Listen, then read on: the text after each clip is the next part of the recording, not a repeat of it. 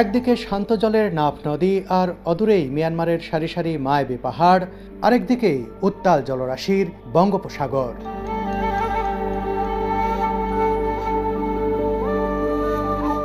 মাঝে মাঝে চোখে পড়ে কিছু জেলে নৌকা, এরপর আর কোথাও কিছু নেই, কেউ নেই, আছে শুধু অসীম দিগন্ত।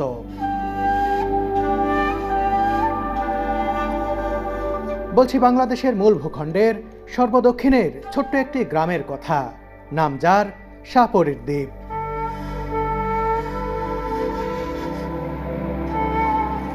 কক্সবাজারের টেকনাফ উপজেলার এই প্রত্যন্ত জনপদের মানুষের প্রধান পেশাই হলো মাছ ধরা।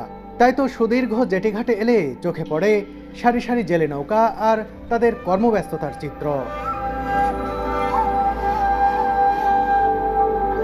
এমনই এক ভৌগোলিক অবস্থান এই দ্বীপটির, যেখানে এসে মিশেছে সাগর, নদী, পাহাড় আর জঙ্গল।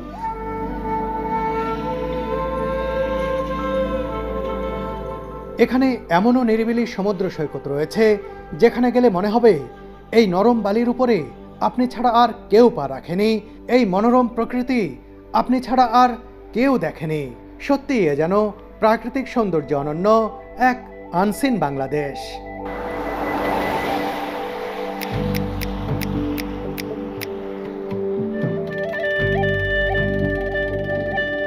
মাছ ধরার পাশাপাশি বছরের 6 মাস লবণ চাষের সাথেও সম্পৃক্ত থাকে এই দ্বীপের অনেক মানুষ। সাগরের জলে লবণ, ফসলি জমিতেও লবণ, এই লোনা জীবনের অজানা গল্পই তুলে ধরব আজকের ভিডিওতে।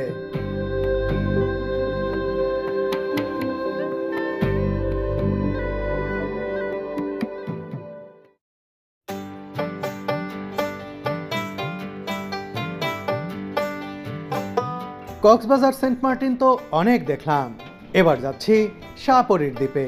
কত নাম শুনেছি, কতবার মিয়ানমার সীমান্তবর্তী এই জনপদের গা ঘেঁষে সেন্ট মার্টিন গেছি, তবে সশরীরে আগে কখনো যাওয়া হয়নি সেখানে।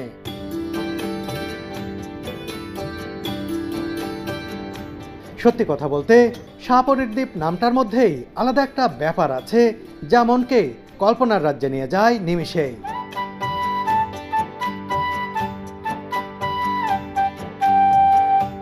কক্সবাজার শহর থেকে মেরিন ড্রাইভ ধরে আমরা এগিয়ে চলেছি টেকনাফ তথা শাহপরীর দ্বীপের দিকে। এই রাস্তার এক পাশের সবুজ পাহাড় আর আরেক পাশের সমুদ্র বরাবরই ভ্রমণকে ছন্দময় করে তোলে।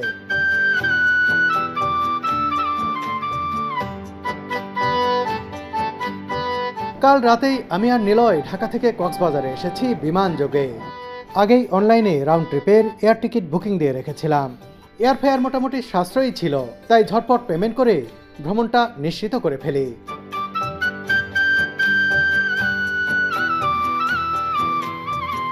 কলাতলিতে সি বিচের সাথেই এই রিসোর্টে রাত কাটায়। রিসোর্টের বুকিংও দিয়ে রেখেছিলাম অনলাইনেই। সকালে বিচে কিছুক্ষণ সময় কাটিয়ে রওনা দিই শাহপরীর দ্বীপের দিকে। জীবনে প্রথমবার যাচ্ছি শাহপরীর দ্বীপ। এই দ্বীপ নিয়ে ভিডিও তৈরি করার, এই দ্বীপ নিজ চোখে দেখার আমার খুব ইচ্ছা অনেক আগে থেকে, কিন্তু হয়ে ওঠে না। কাছাকাছি দিয়ে যাওয়া হয় না। এবার যাচ্ছি, আমার খুবই ভালো লাগছে।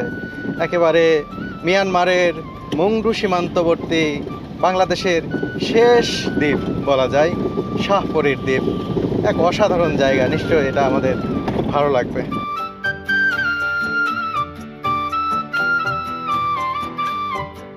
এই ভ্রমণে নিলয় ছাড়াও বান্না ভাই সহ আপাতত আমরা 4 জন রয়েছি। সাবরাং পার হওয়ার পর তারা 2 জন এই গাড়ি নিয়েই আলাদা হয়ে যাবেন ভিন্ন কাজে।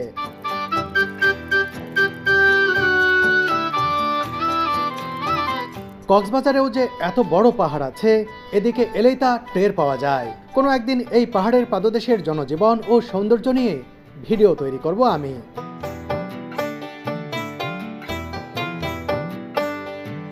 সাগর তীরে সাজিয়ে রাখা কালারফুল সাম্পানগুলো নজর কাটছে বারবার। বিশেষ ধরনের এই নৌযানে করেই উত্তাল মাছ ধরিয়ায় গিয়েও মাছ ধরেন জেলেরা।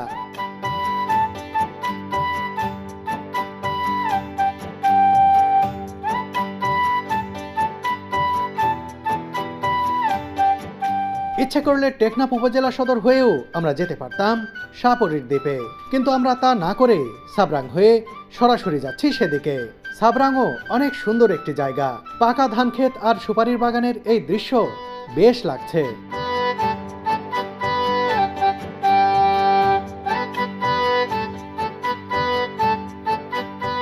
এবার সাবরাং গ্রামের ভিতর দিয়ে এগিয়ে চলেছি। এই গ্রাম পেরুলেই বিস্তীর্ণ মাঠ, মাঠের পরেই বাংলাদেশের মূল ভূখণ্ডের সর্বদক্ষিণের শেষ জনপদ শাহপরীর দ্বীপ।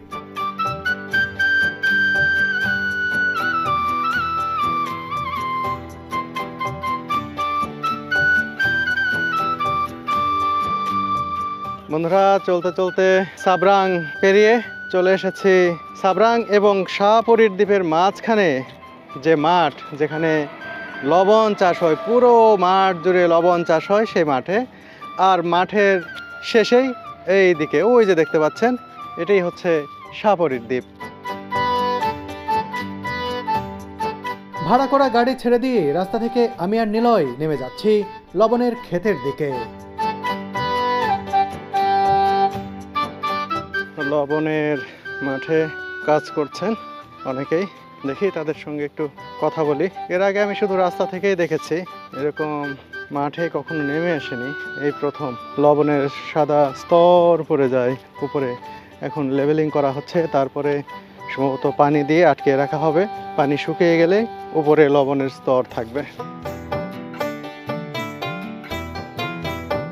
এই মাঠ জুড়েই চলছে লবণ চাষের মহোৎসব।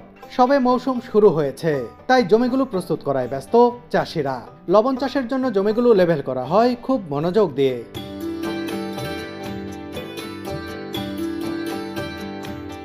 এই মাঠের শেষ প্রান্তে দেখা যাচ্ছে মিয়ানমারের পাহাড়গুলো। ইচ্ছে করছে কাছে গিয়ে দেখে আসি। মাঠে করতে হবে, মাঠে কুটি দিই, আবার শেষ ফল আবার গিয়ে বাড়তে হবে, পানিতে পড়াতে হবে, পানি ঢুকে দিয়ে ভিজে করে আবার সমান করতে হবে। অনেক কাজ আছে, অনেক কাজ, অনেক কষ্টের কাজ আছে। কষ্টের কাজ আছে। বন্ধুরা, লবণের খেতে এসে দেখা হয়ে গেল জমিদারের সাথে। সত্যি সত্যি জমিদারি প্রথা বিলুপ্ত হয়ে গেছে, জমিদার আর নেই। জমিদার বাড়ির কিছু ভাঙাচুরা অংশ দেখা যায় দেশের বিভিন্ন জায়গায়, কিন্তু এই টেকনাফে শাহপরীর দ্বীপের কাছে এসে যে এই সময়ের একজন জমিদারের সঙ্গে দেখতে পাবো, দেখা হবে আমার, এটা আমি ভাবিও নি। এই যে জমিদার শরীফউদ্দিন জি। আসলে এখানে কিন্তু এরকম জমিদার অনেক রয়েছে। এই লবণের ক্ষেতের যিনি মালিক, তাকেই অর্থাৎ জমির মালিককে এখানে জমিদার বলা হয়। আমি কি ঠিক বলেছি? জি জি ঠিক। আপনার নাম তাহলে শরীফউদ্দিন? জি জি জি। আপনার এই লবণের ক্ষেত? জি। আর কতদিন লাগবে এগুলা রেডি হতে? রেডি হতে আরো প্রায় 15 দিন মতো সময় লাগবে। এই লবণ উড়িতে কষ্ট। এখন আর ওই যেগুন সাজগরের এগুলোর বেশি কষ্ট করি রাখন ঘরের লবণের বাজার নবার হিসাবে তারা আরা নিজে খাটনি করি মাঠে। এরপরে এইটার আর কষ্ট আমার মাঝে রাখা বুঝে চার বেতন এলাকার যদি লবণের কিছু বাজার উঠে যেনে আর এলাকার বউ বুয়া চলিত পারিব, এলাকার মানুষ চলিত পারিব, চাষি চলিত পারিব। আপনি করছেন নাকি আপনার বাপ দাদা 14 পুরুষ করতো এটা? আগে তোর মানে আমাদের বড় ভাইয়ে করতো, আমার বাবাই করতো, দাদাই করতো, এই করতো। এখন এটা কি লাভ কেমন এই লবণ চাষে? লবণ চাষের লাভ করি, বাজার পাইলে লাভ করি পারি, নইলে গুণারি, নইলে কোনো ভাইবার কোনো সরু নাই। এই কুট দিয়াতে মানুষ আনি সাজগরির এই তেরার পয়সা করি দিতে পারি, বা আগে যদি ভাই থাকি আল্লাহ নসিবত গিয়া থাকিলে তাইলে হইতে পারি, নইলে ভাইবার কোনো সরু।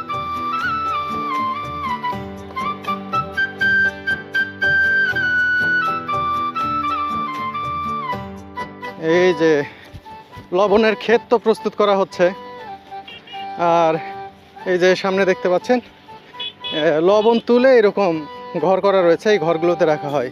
পুরো মাঠ জুড়ে দেখবেন এরকম বেশ কিছু ঘর রয়েছে। ওই যে এই যে ওই পাশে, মানে লবণগুলো যখন হয়ে যায় ক্ষেত থেকে তুলে নিয়ে এসে এরকম ঘরে রাখা হয়।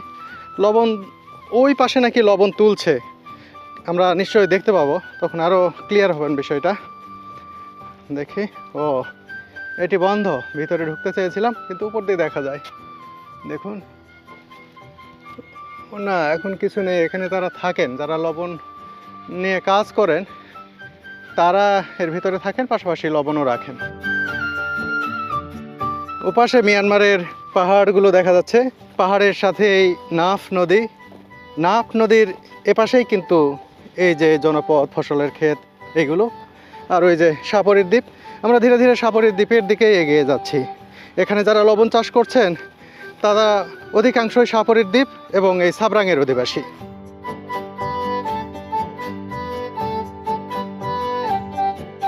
এবার একটি ব্যাটারি চালিত অটো নিয়ে এগিয়ে যেতে থাকলাম সাপরির দ্বীপের দিকে। আমরা অটোতে উঠেছি রমজান ভাইয়ের, ইয়াং, এনার্জেটিক। তার অটোতে করে আমাদেরকে দেখাবে। এটা তো সাপরির দ্বীপে চলে এসেছে, তাই না? এই যেগুলো সাপরির দ্বীপের, এটা কি মসজিদ নাকি? মসজিদ। দ্বীপের মধ্যে অলরেডি সাইড দিয়ে, এখন একেবারে ভিতরে প্রবেশ করিনি। এখানে ধান চাষ হয়েছে, ধান চাষের পরে 6 মাস লবণ চাষ চলে, আর সেটার মৌসুম শুরু হয়েছে মাত্র। সব জায়গায় জমি প্রস্তুত করা হচ্ছে। এখানে কিছু কিছু জায়গায় লবণ তুলে রাখা হয়েছে, ওই যে দেখতে পাচ্ছি ওই সব জায়গায়।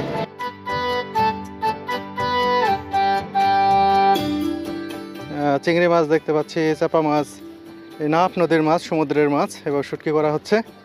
আর এই যে সাপরির দ্বীপের মানুষজনই শুটকি করছেন। আর এই যে এই জমিতে ওই যে দেখুন লবণ, যে লবণের ক্ষেত দেখালাম, বিভিন্ন জায়গায় প্রস্তুত করা হচ্ছে।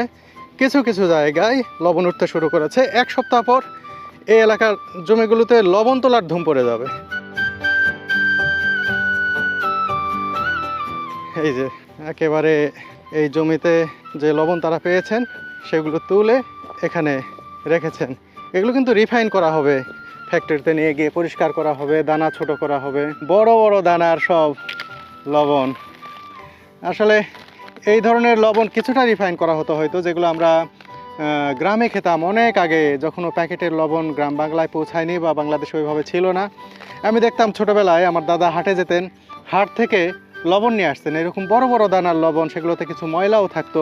এই একই লবণ, সত্যিই বলছি, যেটা আমাদের গরুকেও খাওয়ানো হতো, সেই সময় আমরাও খেতাম। শুধু আমরা বলতে আমাদের পরিবারের কথা বলছি না, গ্রাম বাংলায় এভাবেই কিন্তু খাওয়া দাওয়া করতো। যে লবণটা পশুকে গরুর খাবারের সাথে মিশিয়ে দিত, সেই লবণই কিন্তু মানুষ রান্না বান্না বা বিভিন্ন কাজে ব্যবহার করত। পরবর্তীতে মোল্লা সল্ট এলো, আরও কী কী লবণের প্যাকেট আসলো, সব কিছু পরিবর্তন হয়ে গেল, এর সাথে আয়োডিন যুক্ত হলো। কিন্তু এই যে আদি প্রক্রিয়া, এইসব জায়গা থেকে কিন্তু বছরের পর বছর ধরে লবণ উৎপাদন হয়ে আমাদের কাছে পৌঁছাচ্ছে। এখন এগুলো সম্ভবত কোনো ফ্যাক্টরি কিনে নিয়ে যাবে, কিনে নিয়ে গিয়ে এগুলোতে আয়োডিন মিশিয়ে আগে রিফাইন করবে, তারপরে আয়োডিন মিশিয়ে কিন্তু প্যাকেটে করে তারা বিক্রি করে থাকেন। এই লবণ কবে তোলা হয়েছে? লবণ 3-4 দিন। 3-4 দিনে না? এখন কি করা হবে এই লবণগুলো? লবণ করো এখন বড়িয়ে বস্তা বড়িয়ে সালান দিবি হবে। কত করে মন এগুলো বিক্রি করা হয় এখন 300 টাকা মন। 300 টাকা মণ। আর আমরা লবণ কিনি কত করে কেজি এখন? এখন লবণ কিনি যে কেজি 80 টাকা মন। ওই যে প্যাকেটের গুলা কত করে হয়ে গেছে? কেজি 30 টাকা 35 টাকা। সেটা তো খোলা। কলা প্যাকেটের গুলা কত হয়েছে লবণ এখন? প্যাকেট? হ্যাঁ প্যাকেট এখন 30 টাকা। না না, আপনি তো জানেনই না। প্যাকেটের লবণ আপনারা খান না? না, প্যাকেটের লবণ না, হয় লবণ তো আমরা আইবা খাই। এই লবণই খান এখনো? তো এই লবণে ময়লা আছে না? ওই সাবত তো লইয়ে রে। হ্যাঁ, ওই যেগুলো মোটামুটি ভালো সেগুলো খান? জি, সারা বছরই খান? সারা বছর। আপনারা প্যাকেটের লবণ কিনেনও না? না না, ও আচ্ছা আচ্ছা। এভাবে লবণ তো আগে কখনো এত কাছে থেকে এই প্রক্রিয়াটা দেখি নাই। লবণ প্রক্রিয়াজাত বা প্রাথমিকভাবে যে প্রক্রিয়াজাতকরণ করা হয় সেটা।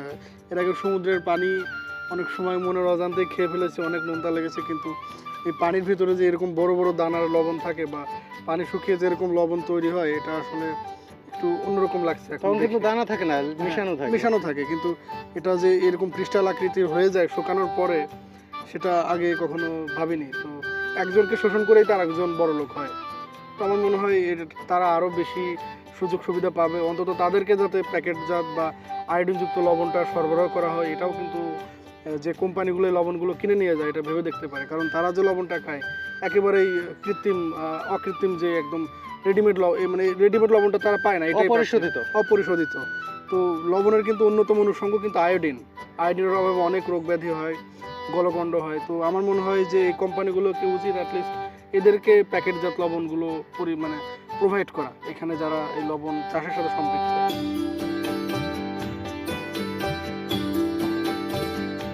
সমুদ্র থেকে এই খালের মাধ্যমে লবণাক্ত জল প্রবেশ করে মাঠে। এরপর কৃষকেরা এই জল নিজ নিজ জমিতে তুলে নিয়ে তা রোদে শুকিয়ে লবণ উৎপাদন করে থাকে।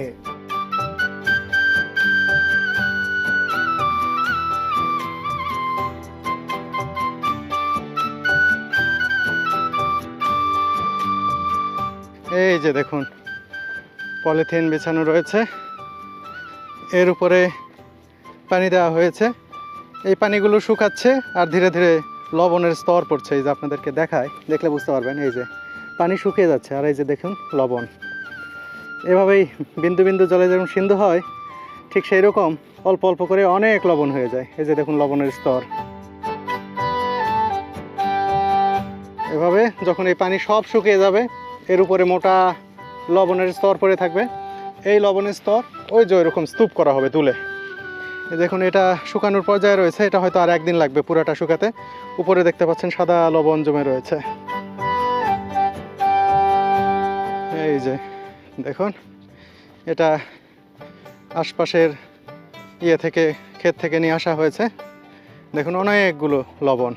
এটা কালকেই তুলতে হবে, আর এটা আজকেই তুলতে পারে। বিকালে 4টার দিক থেকে নাকি তারা তোলা শুরু করবে, আজকে একজন বললেন এখানে। দেখুন এটা প্রায় শুকে গেছে, এর উপর পুরাটাই লবণ।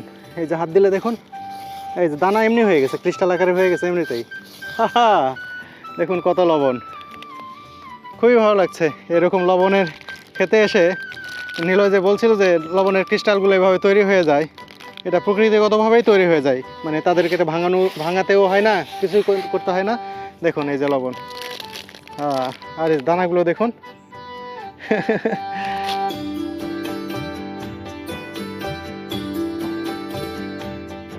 লবণের ক্ষেতের ঠিক পাশেই শাহপরীর দ্বীপের জনবসতি, এরপর নাফ নদী আর নদীর উপারে মিয়ানমার।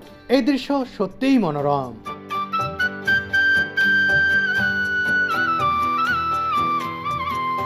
এপাশ থেকে পাখির চোখে অশান্ত মিয়ানমারের মংডু জনপদ দেখা যাচ্ছে। এই নাফ নদীর মাঝ বরাবর বাংলাদেশ মিয়ানমার সীমান্ত রেখা। আসলে মিয়ানমারের এ অংশে তাদের সরকারের কোনো নিয়ন্ত্রণ নেই। বিদ্রোহী সশস্ত্র বাহিনী আরাকান আর্মির অত্যাচারের কারণে মিয়ানমার অংশের জেলেদের অনেকেই দেশ ছেড়েছেন আগেই। এখন নিয়মিত তারা অপহরণ করছে বাংলাদেশি জেলেদের। শাহপরীর দ্বীপের জেলেদের জীবন ও বর্তমান পরিস্থিতি তুলে ধরব পরের পর্বে।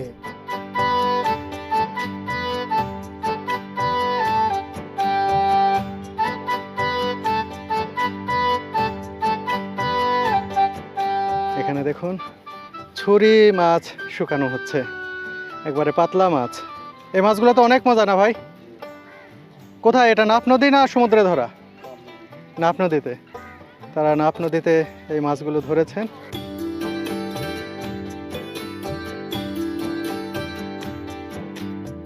লবণের ক্ষেত থেকে আমরা এগিয়ে যেতে থাকলাম শাহপরীর দ্বীপের সবচেয়ে আকর্ষণীয় ভিউ পয়েন্ট তথা সুদীর্ঘ জেটি ঘাটের দিকে। আমরা চলে এসেছি শাহপরীর দ্বীপ জেটি ঘাটে চলে এসেছি। দেখুন ওই মাথা পর্যন্ত কত লম্বা।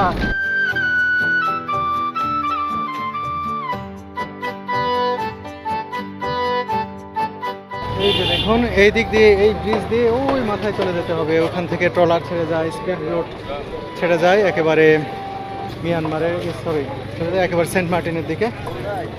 আর এইখান থেকে কিন্তু মিয়ানমারটা খুব ভালোভাবে দেখতে পাবেন, আমরা দেখতে পাবো, আপনারা যারা আসেন তারাই দেখতে পাবেন।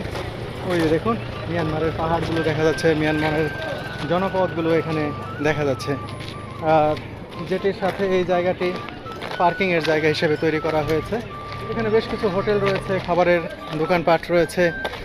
সকাল থেকে বেশ জাঁকজমক থাকে, বিশেষ করে যখন সেন্ট মার্টিন চালু থাকে। এখান থেকে স্পিড বোটে করে অনেকেই কিন্তু সেন্ট মার্টিন গিয়ে থাকে। নাফ নদী এবং বঙ্গোপসাগরের মোহনা হচ্ছে ঠিক ওই জায়গাতেই।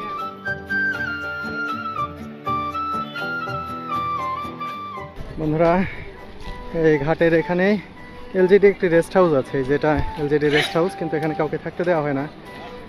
কিছু ডাকাতির ঘটনা নাকি ঘটেছিল।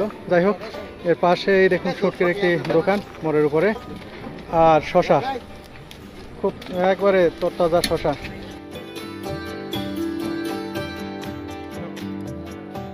এখানে এসে শশা খেয়ে খুবই ভালো লাগলো। ঠান্ডা পানিও পাওয়া যাচ্ছে, বরফ দিয়ে রেখেছেন, খুব ভালো লাগলো। এখানে শুধু শশা ক্ষীরার দোকান নয়, খাবারের হোটেল পর্যন্ত রয়েছে। অনেক পর্যটক এখানে আসেন, তারা খাবার বিক্রি করছেন। এখানে কলা বিক্রি করা হচ্ছে, কলা দেখে মনে হচ্ছে এই কলা অনেক মজার হবে।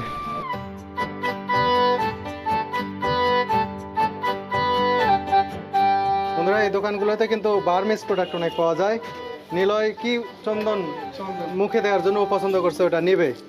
তো যেহেতু এটা বার্মিস সীমান্তের কাছে এসে, মানে মিয়ানমার সীমান্তের কাছে একটা জনপদে এসে মিয়ানমারের প্রোডাক্ট নিলয় কিনতে চাচ্ছে। ধরো কি করবা নিলয়? এটা ভালো বার্মিস, এই চন্দনগুলো আসলে মুখে দিলে মুখের স্কিনের জন্য অনেক ভালো। আপনার স্কিন, বিশেষ করে শীতকালে এটা আপনি দেখবেন, যখন পাহাড়ে যাবেন আদিবাসীরা কিন্তু সর্বক্ষণই এটা মুখে দেয়। তো যাই হোক, বার্মিস প্রোডাক্ট একবারে বার্মার কাছে এসে কিনে নিয়ে যাচ্ছে। দাম কত ভাই এটার? এটা 250 টাকা। 250 টাকা। দেশের শেষ প্রান্তে এসেও ডিজিটাল পেমেন্ট দিতে পারবো ভাবিনি। ক্যাশলেস কেনাকাটার মজাই অন্যরকম। এই দেখুন, ঝটপট পেমেন্ট করে ফেললাম।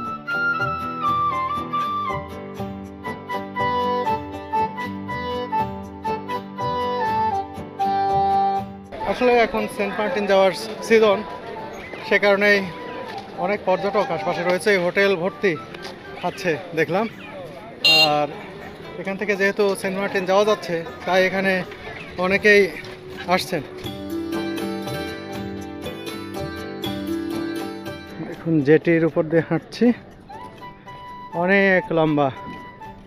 ওই যে ওই পাশে একটা ঝাউবন দেখতে পাচ্ছি। বাংলাদেশের শেষ প্রান্ত এটা আর কি। এপাশে দেখুন, মাছ ধরার ট্রলারগুলো দাঁড়িয়ে রয়েছে। এখন ভাটার সময় নোঙর করা রয়েছে, আবার যখন জোয়ার আসবে তখন কিন্তু এগুলো আবার ভেসে উঠবে।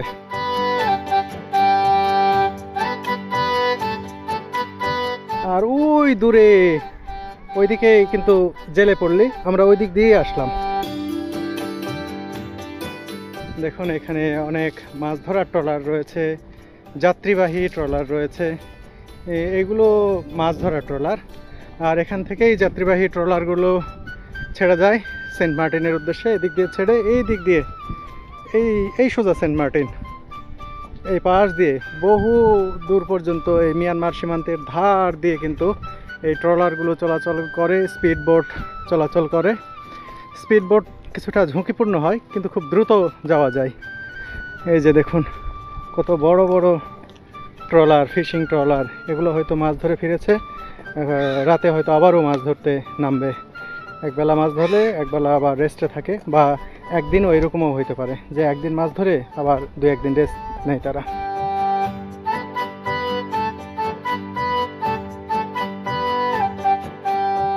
এখানে অনেক ভাইকে দেখতে পাচ্ছি যারা ঢাকা থেকে এসেছেন। আপনারা কি সেন্ট মার্টিন যাওয়ার জন্য এসেছিলেন না এখানেই?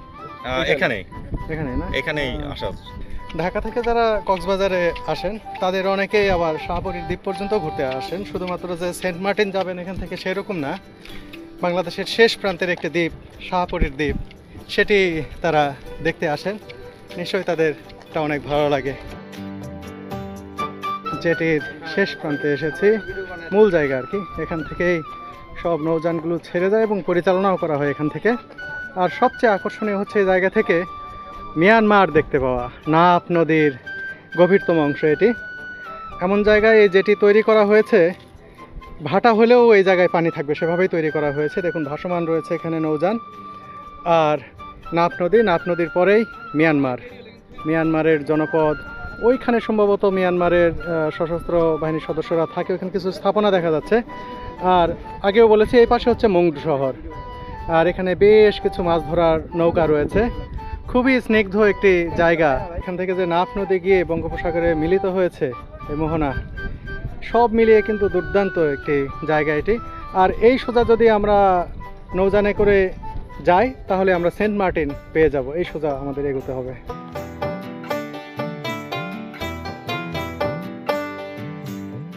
সীমান্তবর্তী এলাকা সবসময় খুবই এক্সাইটিং থাকে, খুবই থ্রিলিং একটা ব্যাপার থাকে যে কোনো সীমান্তে গেলেই। আর এখানে তো আসলে বিশেষ একটি সীমান্ত, মিয়ানমারের সীমান্ত। আমাদের সীমান্ত আছেই শুধু দুটো দেশের সাথে, বেশিরভাগই ইন্ডিয়ার সাথে, এখানে সামান্য একটা অংশ মিয়ানমারের সাথে। কিন্তু এখানে আমাদের চ্যালেঞ্জেস কিন্তু অনেক বেশি। এখানকার নিরাপত্তাটাও বেশ খুব জটিলভাবে সম্পন্ন করতে হয়। নিরাপত্তা নিশ্চিতের জন্য অনেক কাঠখড়ি পোহাইতে হয়। তো এখান থেকে আসলে মিয়ানমারের যে দৃশ্য দেখছি সেটা খুবই মোহনীয়। আর বাংলাদেশের এই সীমান্তবর্তী নদের একেবারে বঙ্গোপসাগরের আর টেকনাফের এই নাপ নদী যেখানে আর কি সাগরে প্রবেশ করছে তার ঠিক পাশেই আছি আমরা, মোহনাই বলা যায়। তো এই জায়গাটা বেশ গুরুত্বপূর্ণ ভৌগোলিকভাবে, এবং এখান থেকে কিন্তু সেন্ট মার্টিনের জাহাজ, স্পিডবোট, ট্রলারগুলো ছেড়ে যায়।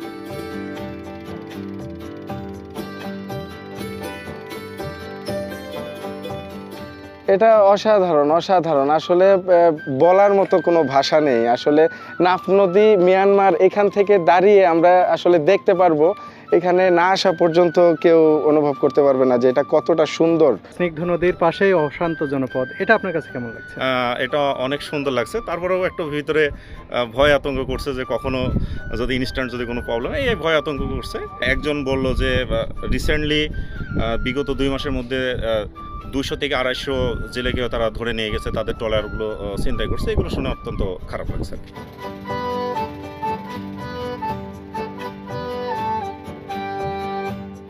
দেখুন এই যে একটু দেখাই, বড়শিতে ধরেছেন কোরালের বাচ্চা। এই মাছগুলো অনেক বড় হয়, কিন্তু এটাও অনেক সুস্বাদু না? এই যে এনারা বড়শি দিয়ে এই মাছগুলো ধরছে। ও কি দিছে, আরশোলা নাকি ভাই? আরশোলা দিছেন খাওয়ার জন্য? এই যে দেখুন আরশোলা দেওয়া হয়েছে। হ্যাঁ, আরশোলা দিয়ে মাছ মারে এই প্রথম দেখলাম। না না না না, ফেলবেন এখন? দেখুন এই যে আরশোলা দিয়ে মাছ ধরা হচ্ছে। ও কি ঘুরাচ্ছে দেখুন, অনেক দূরে দেয়, অনেক দূর চলে গেছে। এভাবে যে মাছ ধরে এটা আমি জানতামই না, যে আরশোলা দিয়ে মাছ ধরে।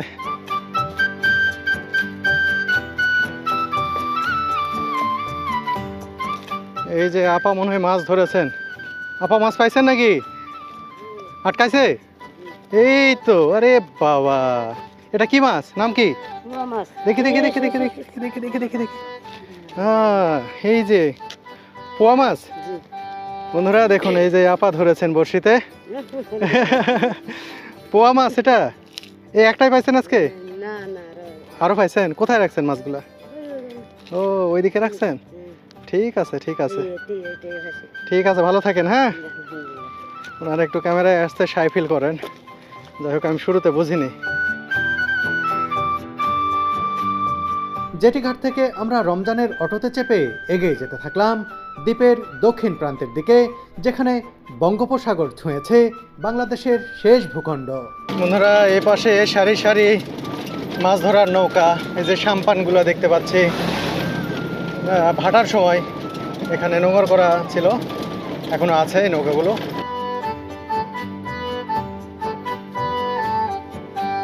সাপরির দ্বীপের এমন একটি জায়গায় চলে এসেছি, এখানে দেখুন বিশাল সমুদ্র। এই সোজা দেখুন ওই যে সেন্ট মার্টিন, এখান থেকে কিন্তু সেন্ট মার্টিন দেখা যাচ্ছে। সেন্ট মার্টিনের একটা মোবাইল টাওয়ার এখান থেকে দেখা যাচ্ছে এবং বোঝাই যাচ্ছে দ্বীপটা। কত বড় একটি বিচ, আর সমুদ্রের ঢেউ উথলে পড়ছে সশব্দে, খুবই চমৎকার। আসলে শাহপরীর দ্বীপের চারপাশটা এত সুন্দর, একদিকে নাফ নদী, মিয়ানমারের পাহাড়, আরেকদিকে এরকম বঙ্গোপসাগর, সাগরের উত্তাল ঢেউ, বিচ, কি অসাধারণ। আর কিছু কিছু এইরকম বনের মতো রয়েছে, সেগুলো কিন্তু দেখতে খুব দারুণ, খুবই চমৎকার। কি চমৎকার একটি সমুদ্র সৈকত, যেখানে জনমানব বলতে আমি আর নিলয়। দেখুন কেউ নেই, কিচ্ছু নেই, শুধু সমুদ্রের গর্জন আর এই পড়ন্ত বিকেলের যে সূর্যের নিস্তেজ আলো চোখে মুখে পড়ছে, এক দারুণ মুহূর্ত। এই নির্জনতার বিশেষ একটা রূপ রয়েছে, সেই রূপটাই আমি উপভোগ করছি, সেই রূপটাই আমি দর্শন করছি।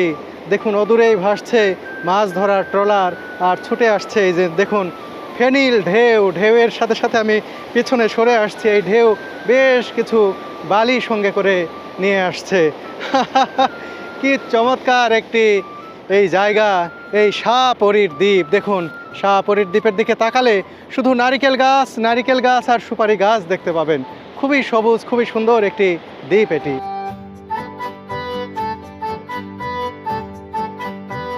এখান থেকেই একটি ছবিতে সব কিছু দেখা যাচ্ছে।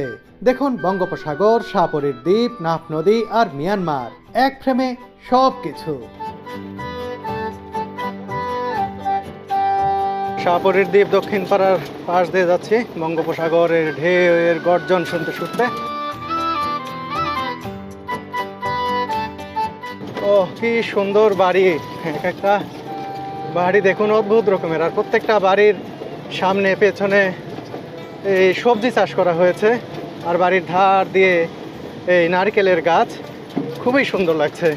এই বাড়িগুলোতে কিন্তু মানুষ ঘুমে যায় সমুদ্রের গর্জন শুনতে শুনতে, আবার ঘুম ভাঙে সমুদ্রের গর্জনেই। দেখুন না, একেবারে এপারে বাঁধ, এই বাঁধের পাশেই হচ্ছে বঙ্গোপসাগর। আর এখানে দেখি যে তাস খেলার জমজমাট অবস্থা, বিভিন্ন জায়গায় গোল হয়ে এরকম কাঠ খেলতেছে।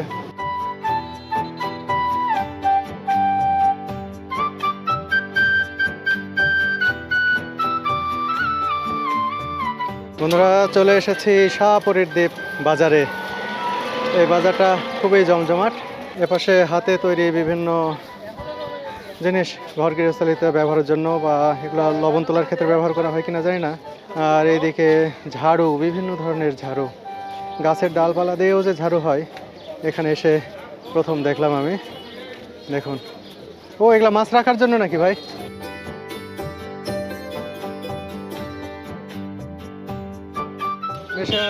নেওয়াজ ডিপার্টমেন্টাল স্টোর, এই দোকানে দেখুন অনেক কিছু পাওয়া যায়।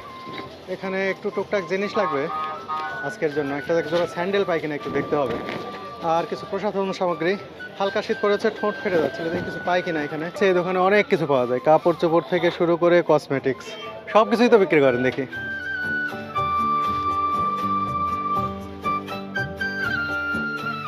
বন্ধুরা শাহপরীর দ্বীপ বাজারের একটি দোকানে এসে এই যে কিছু স্যান্ডেল কিনলাম পরার জন্য এখানে, আর স্লিপ জেল কেনা হয়েছে, এটা কাজে লাগবে এখানে আমার।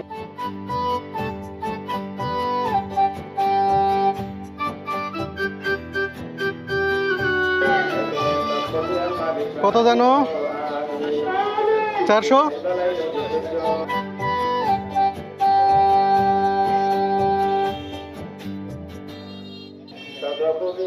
ওকে, দিয়ে দেন জিনিসগুলো। এটা শাহপরীর দ্বীপের আলী আহমদ মার্কেট। এই দ্বীপের এটাই সবচেয়ে বড় মার্কেট, বিভিন্ন ধরনের। দেখুন এই যে কাপড় চোপড় থেকে শুরু করে একেবারে সব কিছুই রয়েছে। ছোট্ট দ্বীপে একটি সুন্দর মার্কেট। এখানে দেখুন বাদাম বিক্রি করছে, কত ধরনের বাদাম। এটা সিদ্ধ করা বাদাম না? হ্যাঁ, আর এটা ভাজা বাদাম। এইদিকে মটর কালাই, ও মাই গড, মাথায় লাগছে। আর এটা কি? এটা মানে খাইতে মজা নাকি? কোথাকার তেঁতুল এগুলো? চকরিয়া থেকে নিয়ে আসছেন না? হ্যাঁ, এখানে তেঁতুল বিক্রি হচ্ছে।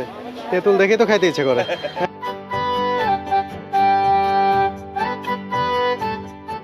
অনেক মাছ, এই যে কালো রূপচাঁদা, মাছ বাজারে অনেক মাছ উঠেছে। কালো রূপচাঁদা দেখতে পাচ্ছি, অনেক বড় বড়। এগুলো গ্রিল করে খেতে অনেক মজা। এর পাশাপাশি এটা কি মাছ ভাইজান? হ্যাঁ, টমাল মাছ বলছে, সামুদ্রিক মাছ এটা। আর বিভিন্ন ধরনের চিংড়ি মাছ।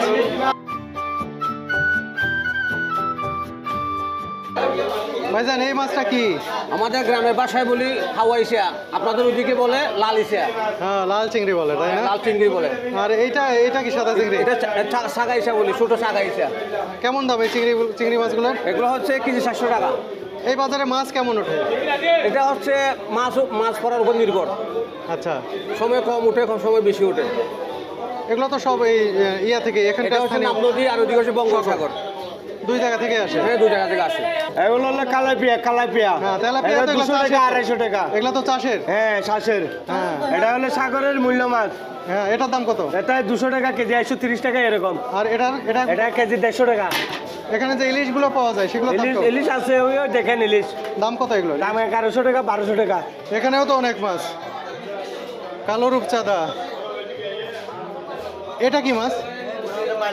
হ্যাঁ, বাইলা মাছ। সামুদ্রিক বেলে মাছ আমি কোনোদিনও দেখিনি। দেখুন, অদ্ভুত একটা মাছ। এটা ছোট্ট একটি বাজার, কিন্তু এখানে বিভিন্ন ধরনের মাছ। এই সময় নাকি বেশি মাছ আসে, সকালের চেয়ে বেশি আসে। এ পাশে শুঁটকিও দেখতে পাচ্ছি। শুঁটকিগুলো সাজিয়ে রাখা হয়েছে বিক্রির জন্য। শাহপরীর দ্বীপের মাছ বাজারটা দেখে বেশ ভালো লাগলো। বিভিন্ন ধরনের মাছ এখানে বিক্রি করা হচ্ছে, আর বেচা কিনেও বেশ অনেক মানুষ এসেছেন মাছ কিনতে।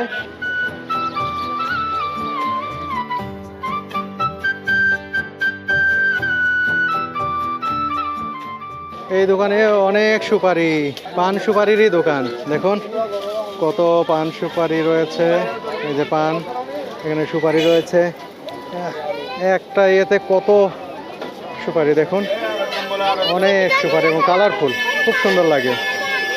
এই সুপারিগুলো দেখতেই ভালো লাগে। আমি পান খাই না, কিন্তু সুপারি কিনি মাঝে মাঝে। আমার বাবা পান খায়। কয় টাকা নিবা বলো? বলো টাকা দিতে। এই যে এখানেও দেখছি এটাকে আলু বলা হচ্ছে। এটা কিভাবে হয়, কোথায় হয় এই আলু? খেতে হয়, মাটির নিচে হয়? আমি বুঝতেই পারছি না এই আলু। হ্যাঁ, এটা হ্যাঁ বুঝেনি, কি বললে? এটা কিভাবে খায় আমি দেখিনি, সেই জন্য বলছি। তরকারিতে? ও আচ্ছা। এই বাজারগুলো দেখতে অনেক ভালো লাগছে। এখানেও সেই আলু, পান সুপারি। এলাকার মানুষ পান মনে হয় খুব বেশি খায়। অনেক পান সুপারি বিক্রি হয় এখানে। দেখুন এখানে কত সুপারি। আরে বাবা, এটাকে কাঁদি বলে না কি বলে? কলার তো কাঁদি বলে, এটাকে কি বলে? ছড়া, পিওল বলে। এক পিওলে কত সুপারি দেখুন। শাহপরীর দ্বীপে, এই দ্বীপেরই সুপারি এটা। অনেক সুপারি গাছ দেখি কিন্তু এখানে। কত করে পিস এগুলো ভাইজান? ও, একটা পিস 5 টাকা করে দাম এই সুপারি। ধীরে ধীরে বিকেল গড়িয়ে সন্ধ্যা নামছে শাহপরীর দ্বীপে। লবণের খেতে ঝিলিক দিচ্ছে সূর্যের রক্তিম আলো। এই সময়ে জমি থেকে লবণ তোলার কাজে ব্যস্ত স্থানীয় চাষিরা।